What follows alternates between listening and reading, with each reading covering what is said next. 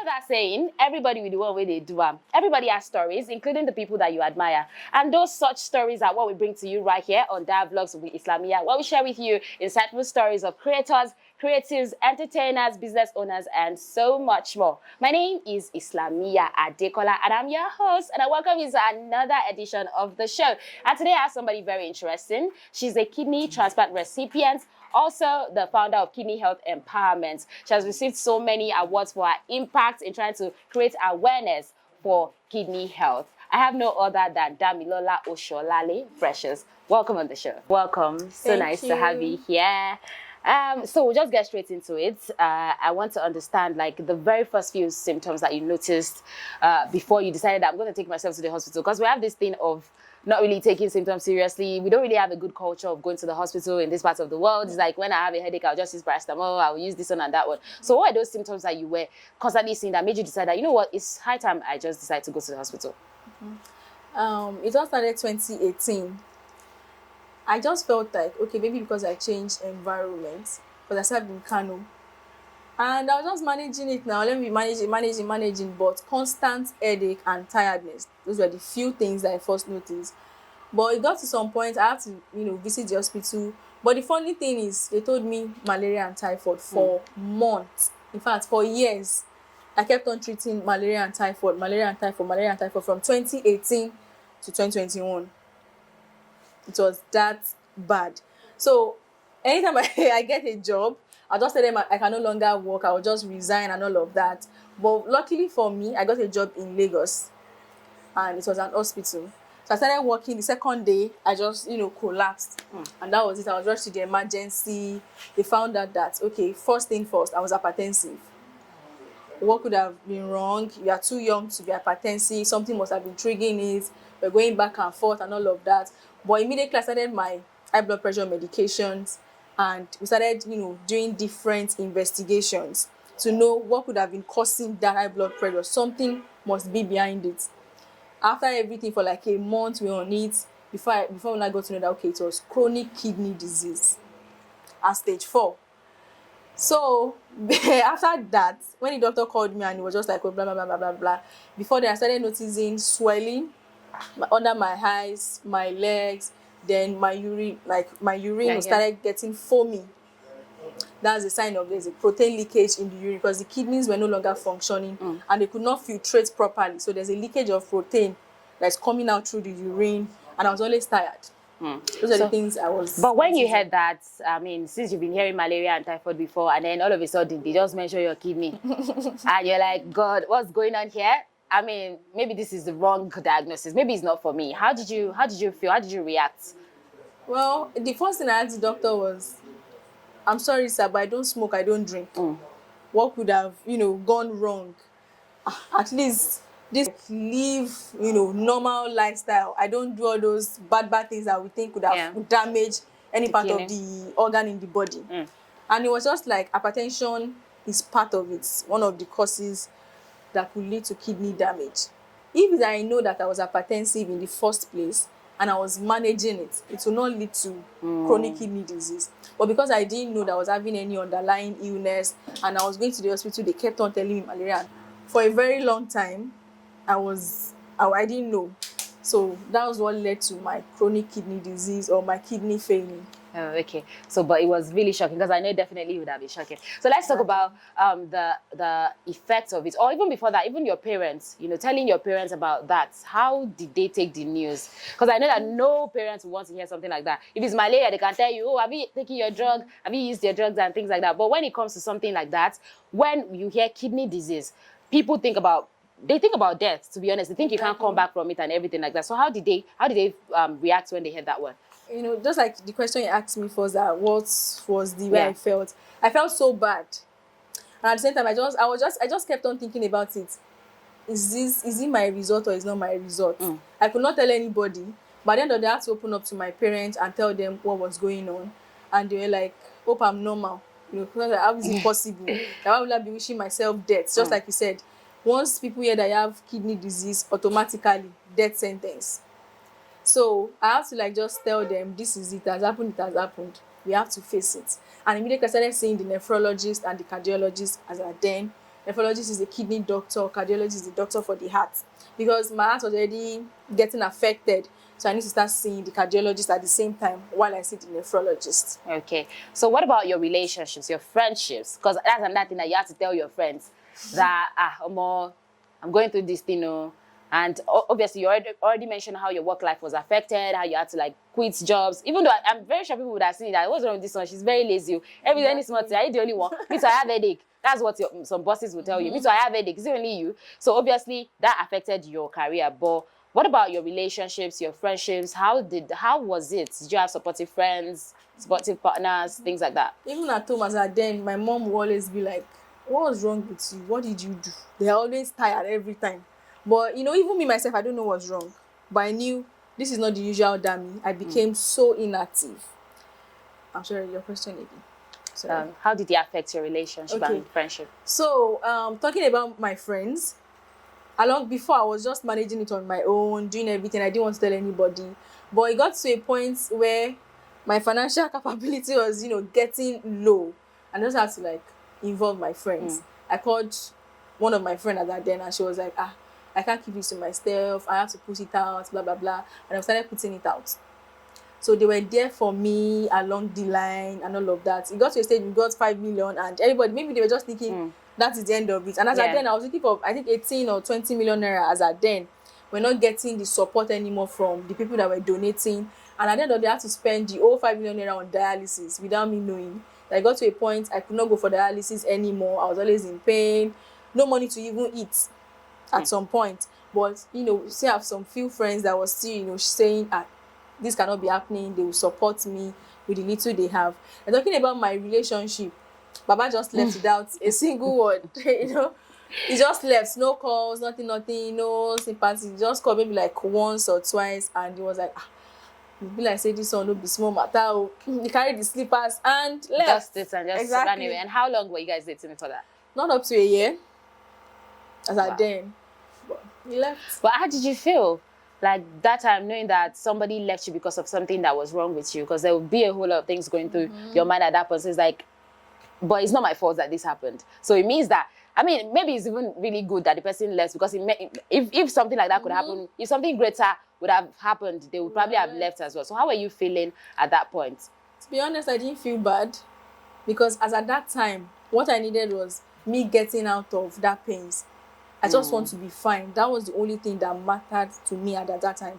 Because all the love I needed, my family members were already giving me. My mom, my dad, my siblings. So I was not lacking anything per se when it comes to love. Even up to now, I don't lack love. I'm loved in my house. And it's important to have love at home. Exactly. So I was not bothered. I was not thinking about it. That okay, I have to start thinking, why did he leave? That's his loss. And I'm even happy because I feel like that's a way of God, helping showing me. You that. Because if I've gotten maybe married or settled down with that kind of person, and I'm in that kind of situation, what would have happened? Maybe you just come and dump me in my father's house and just left. So that means it's just like a red flag. I'm happy he left. No, that's not a red. That's not a red flag. That's not a flag again. That's like a big billboard. Exactly. So it's his loss. Because even after my transplant, he wants to come back. I'm just like, Otilo, you don't go. That's not possible. What do you want to tell me? Oh my God. So let's talk about the whole donor process now. How was it like for you? I know it's not something that would be easy for a whole lot of people, because every day you go on social media, you see people saying, oh, we need a donor for this person, we need a donor for that person. So how was the process like for you? How did you get a matching donor?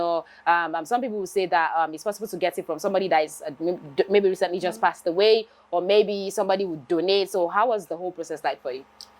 Well, getting a donor was actually easy for me. Like, I didn't go through the stress. Although people go through the stress of getting a donor, but for me, specifically, getting a donor was easy for me. Even before we get to the stage of, we're going to be needing donor or donor wahala self, my donor was ready. He volunteered himself, like, I want to do this, even without me asking. But I'm talking about the struggles of getting a donor. I got to know from patients that are struggling to get a donor. Imagine your money is complete and getting a donor is not the problem. There's a particular patient that I know, I think about April or so, that is ready for a transplant, but there's no donor. And it's still on the matter as we speak. So because some family members are not even ready to donate. And when some family members are ready, it's either they're hypertensive or diabetic or something is wrong with them medically and they won't be able to donate. But for me personally, it was easy getting a donor. So you don't feel indebted to your donor that you have saved my life, like the way God does a whole lot of things to you for you, and then you go and say thank you God, that kind of thing. So you don't wake up sometimes and just feel like maybe I can just buy this person house, maybe I just buy you car, or maybe you feel like there's some things that maybe even the person will do that you just caution yourself as far this person donated the kidney from you. I mean, I cannot just be moving anyhow. So how do you feel, to your donor? Well, I would not say I feel indebted like that because it depends on the person that is donating for you. There are some people that they always show it in their actions every time, like, oh, I did something for you, so be careful when you talk to me or when you do this to me. Or my donor is actually not like that, so it's not even making me feel guilty or anything. But within me, we are humans. You want to appreciate somebody that did that kind of thing for you. In fact, some things that are not even up to donating a part of you to someone, just at times when somebody do something for you, you want to appreciate the person back through maybe money or gifts, any item or something, which I do that. So he does not even need to ask me. I know what to do because what he did for me, I cannot forget. Even if I forget it, my leader cannot forget, and God will keep blessing him. Absolutely. So now let's talk about this whole thing of I want to sell my kidney. I want to sell my kidney because, of course, people use it as a joke on social media. And some people are not joking. They are really looking for somebody that will buy their kidney because they say, oh, Ilule, times are hard. I just want to get some money. I mean, run me my millions. I'll give you my kidney and everything like that. Even though, from what you said, it's possible that their kidneys might not be okay, Seth. It's when you want to donate your kidney, you find out that, I'm not even okay. So, and I know that there are some legalities when it comes to donating kidney and all of that. But I don't know if Nigerians really like to hear it, or if people like to hear that you're not supposed to, like, sell your kidneys and things like that. So, well, I always tell people that there's nothing like I want to sell my kidneys, even though they always fight me. Because putting a price to your kidney, like a price tag, is illegal. If you want to do it, you are doing it willingly. It's coming from your heart. But if you're trying to do it because of your financial burden or whatever, there's going to be a problem. That's why you always see, even at the hospital, there's always a legal backup, a legal agreement. For the fact that my family member donated for me, there's even a legal agreement. You have to sign. Hope you're not doing this under pressure. Hope you're not threatening you. Are you doing it like you want willingly to do this willingly? So you have to sign. So, but we have, this is Nigeria now. Yeah. They know how they cut their corners, but it depends. It's between the donor and the recipient. If the recipient wants to appreciate you, fine.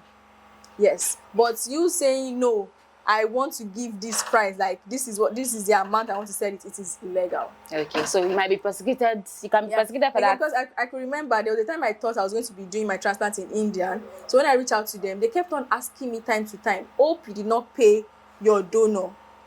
Because if they should know, there's going to be trouble. There's going to be a problem, just like the whole Equerry story. You have to be willingly without any money attached to it. Doing it in Nigeria and going through, because people also, when you say Nigeria, some people just ask, especially when it comes to your health. That's what people are asking TJ Omori, that, why did you do it in Nigeria? Why can't you, with all the money that you have, why can't you just travel out and everything like that? So what was going through your mind before you were wheeled into the surgery room? Like, were you like, this is a 50-50, you people, if I don't come out of this, do this and do this, so I give you my phone, my younger sister, I give you all my clothes that you've been eyeing, all those kind of things. So what were you feeling? Were you feeling scared? Were you feeling like whatever happens, just ride on it? I will not say I'm scared. I just have to put everything on God's hands. I told God for it to provide that money. Because the way I got my transplant money is a funny one. A single person paid for it. Wow. So I feel like for you to be able to provide that money, I'm going to survive this. Just complete your work. You've already started this work. Complete it. I've always called myself God's favorite baby. Okay. Show yourself. I don't want this to be the end.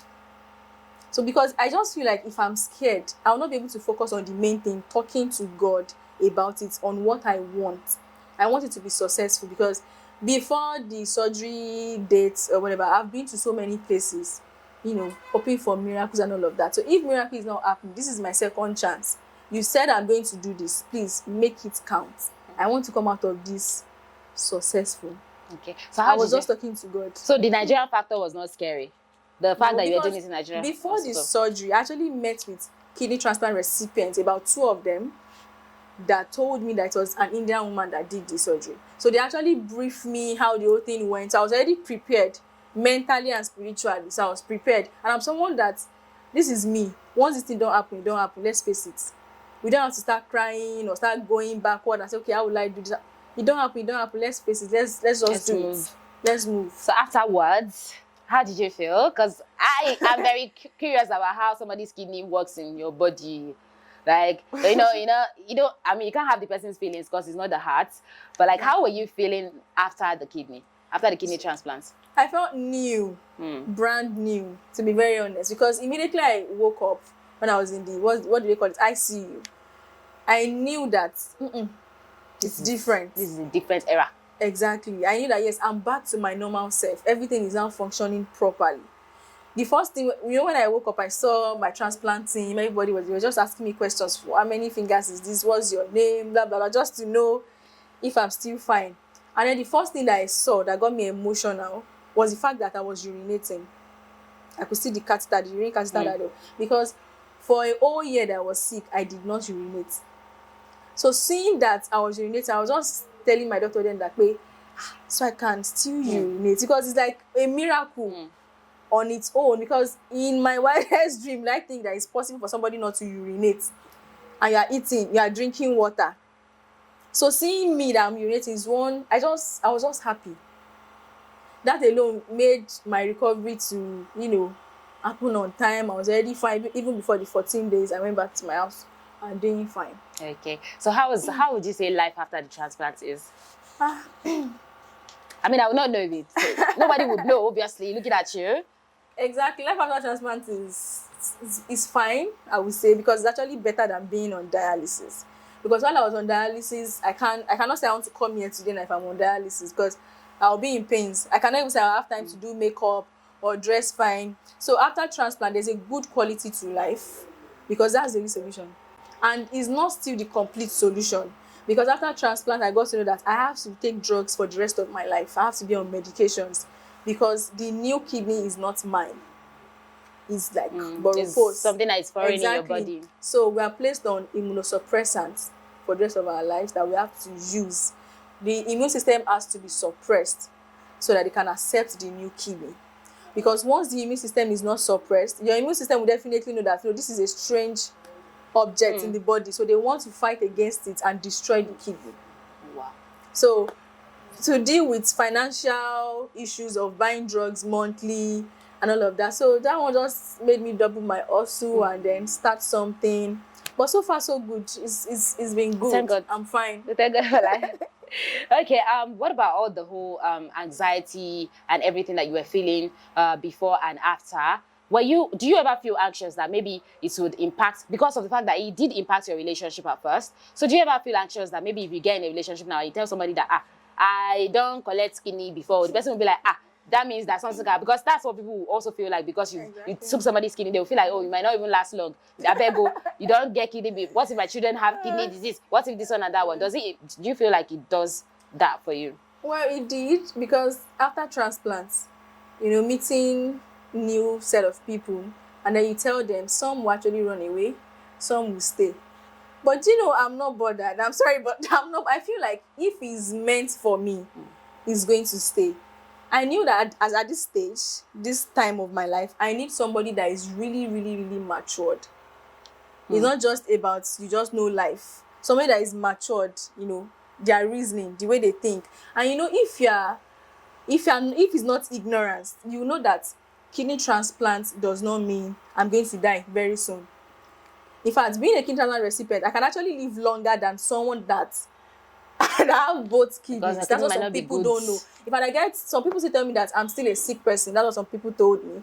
There's a particular guy that told me, because I post content about kidney health, so it's not something that I'm hiding. Because if I want to hide it because of relationship or something, I will not be here today to talk about it. In fact, I will not even share my story in the first place. So the guy now told me, and he was like, are you not ashamed of yourself? I'm like, I don't understand. Ashamed of myself, why? Are you not thinking about your future husband, your kids? Do you think your children will be happy that their mother is a kidney transplant recipient, or you think your husband will be happy that he's married to you, that everybody now knows that you are not feeling fine, you are somebody that is dealing with chronic illness and all of that? I can remember that day I was at the gym, the message came in, and to think that this guy is asking me out, he wants me to be his girlfriend, and you're telling me that. At that point I just had to excuse myself from the gym and I started crying, like serious tears. Because I just felt like, why would you sit down even if you are thinking about it, like saying it to my face? So I had to like tell him that, see, this.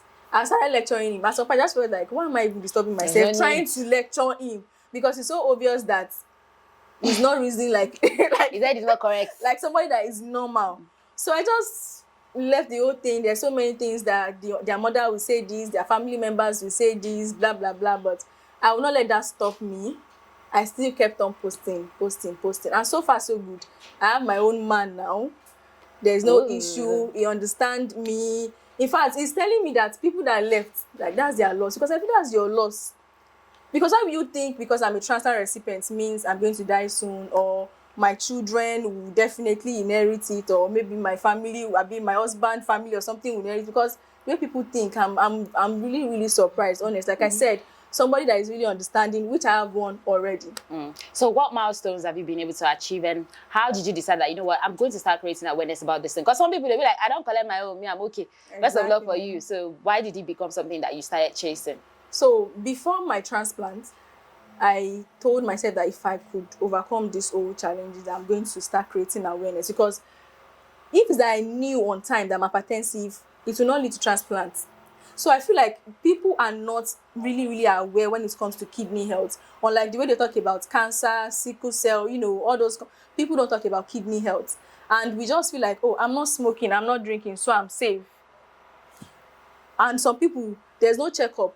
We don't do regular checkups. I feel like when I start talking about it, this will always ring a bell to them that, okay, let me go for checkup, let me do this, let me do that. And for people that are actually going through dialysis currently, when they see me, they just be like, thank you for sharing your story. Because some of them have actually lost hope. But hearing from me, they feel like, oh, I can actually come out of this. If she's doing fine, definitely I'm not going to die. So doing that and starting the NGO within a year, I've been able to get 3 awards. It's a milestone. And then my other career, when it comes to branding and digital marketing, Zora, I'm doing fine, because this second chance just pushed me. Because I said I cannot work for anybody. The reason I cannot work for anybody is I can say, okay, maybe they will tell me I should resume at a particular time. Being a transplant recipient, I might still want to take enough time to sleep. Maybe I can use my drug this morning and the way I'm feeling is not it. But if I have my own thing, I can do my own work. It's my territory. I can say I want to wake up at this time. And so far so good. It's been wonderful, honestly. So you talked about going to the gym, which means that you're still doing everything that everybody else is doing. Yes, so what are those things that you do for fun now? I mean, obviously drinking will not be there. Smoking will not be there. So what are those things? How do you still have fun even after the whole transplant? I mean, you still have fun. You go to parties, you do. So how do you do that? Well, the smoking and drinking aspects, even before transplant or even before the chronic kidney disease, I don't smoke, I don't drink. But I'm guilty of eating junks. Soda and all of that. But all of those things, I cannot do them anymore. Talking of how I get food, the thing is, I actually don't like going out anymore like that. So once I'm home, during my free time, I just watch movies. I'm fine. Then I cook whatever I want to eat. Maybe I'm craving for a particular smoothie. I will just get the fruits and do it. Do everything. Do my drinks. I just cook. I just want to eat. I just want to eat and enjoy my life. Just have peace of mind. Spending time with my family and my loved ones. I'm fine. Okay. So what are some interesting facts about you, apart from the fact that you're a kidney transplant recipient, that people don't know about you? I don't know. The fact that you feel that you also like about yourself, for example. I can talk. I can just. I know how to keep up with conversation. Okay. One thing. I cannot say I'm nice, though. They are not nice. But I'm just cool. I'm cool. All right. Thank you very much. So I'm going to play a quick game before you go. So I'm going to ask you some questions. We're going to see how smart you are. And I feel like one of the questions, if you don't know it, we're supposed to cane you. We'll use Kwakere to send you out of the studio. And it's the very first one. What is a doctor that treats kidneys? called? A nephrologist. Okay. But did you know what it was called before the transplant? No. So you see, we'll No, catch you okay, there. what is called before the transplant? Before your diagnosis, did you know that a doctor that Yeah, definitely. how did you know? You know, I did microbiology, so to Oh. some extent I still have some. Okay, I give that to you because me, I did not know before. Okay, so this one you must know it because if you don't know it again, we'll still cane you. Okay, ma. So blood pressure is typically measured with 2 valves. What are those valves? Diastolic and systolic. Obviously, definitely. So this is another question. What is the main respiratory organ for fish? For fish, I don't know. You don't know. You don't know. Okay, I let don't me give know. you a hint. Okay. It starts with the letter G. Wait, Yeah, start with letter G. wait. Okay, Let me just just help me out. it's gills. They use that Yes, gills. Yeah, gills, yeah. So gills. how often does a leap year happen? I think that's like You can sing that song. That song that we used to sing now. It's like in 4 years now. Is it? Yes. 4 years. It's 4 years. Okay. So last one. What's one word can go in front of the word moon and it's to still make another word? M-O-O-N. What word can you put in front of it that you can make another word out of it? Moon. Moon. M-O-O-N. Oshopa. Okay, like another word to Yeah, out of moon. yeah, that you put in front of it though. You put in front of the moon. Something Moonlight. in front of the moon, not behind it. Okay. In front of the moon. Yes. It's something Moon. that the hint is that you want to do it. Moon. Blue moon. Honeymoon. Yes, sorry. All right, thank you so much for coming on the show. Welcome. It was a pleasure having you here sharing your story. Thank you. All right, that's the